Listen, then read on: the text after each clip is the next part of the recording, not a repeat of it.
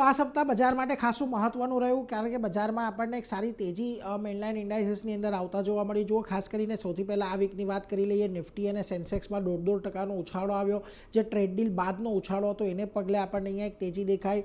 Bank Nifty પણ almost flat level પર, પરંતુ પોઝિટિવ બંધ થતું દેખાયું છે. જ્યારે મિડ કેપ અને સ્મોલ કેપમાં થોડો ઘટાડો આપણને સાપ્તાહિક ધોરણે આવતો જોવા મળ્યો છે. એ બંને થોડાક લાલ નિશાનની અંદર અહીંયાથી આપણને આ સપ્તાહે બંધ થતા દેખાયા છે, એટલે એના પર એક નજર તમારે ખાસ કરીને રાખવાની.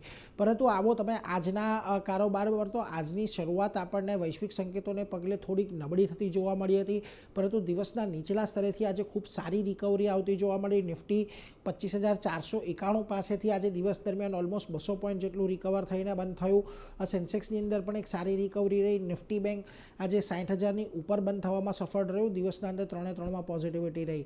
મિડ કેપ અને સ્મોલ કેપ આજના દિવસમાં લાલ નિશાનમાં બંધ થયા છે, પરંતુ મિડ કેપમાં પણ એક સારી રિકવરી નીચલા સ્તરેથી આવી છે અને ફ્લેટ ટુ નેગેટિવ જ બંધ થયો છે, પરંતુ સ્મોલ કેપમાં થોડુંક દબાણ આજે આપણને રહેતું જોવા મળ્યું. ખાસ કરીને આવો આજના સેક્ટર્સ પર, તો આજના દિવસે એફએમસીજી સ્ટોક્સે સૌથી સારું પ્રદર્શન કર્યું છે.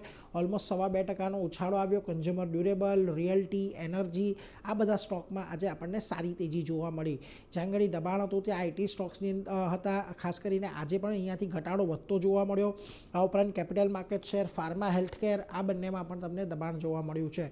નિફ્ટીના ફ્રન્ટ પરથી આજે આઈટીસીએ જોરદાર રિકવરી નીચલા સ્તરેથી દર્શાવી. 5%નો ઉછાળો આવ્યો. કોટક મહિન્દ્રા બેંક, એચયુએલ, આ બંનેમાં તેજી રહી. ભારતીય એરટેલ પરિણામ બાદ આજે પોઝિટિવ બંધ થયો છે.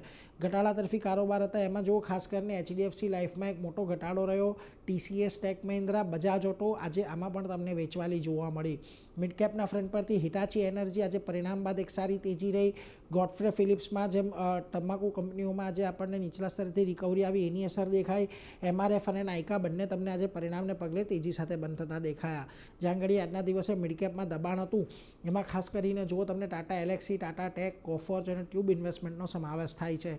હવે આજના દિવસે આપણે ફરી 25,500ની નીચે ગયા હતા, ત્યાંથી એક રિકવરી આવીને બંધ થઈ છે. એટલે 25,500નો લેવલ આવતા અઠવાડિયા માટે મહત્ત્વનું છે.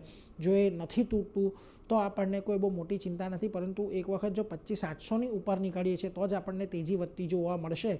ત્યાં સુધી બજાર થોડુંક એક રેન્જ બાઉન્ડ કારોબારમાં રહે એવી અપેક્ષા અત્યારે નિષ્ણાંતો દર્શાવી રહ્યા છે.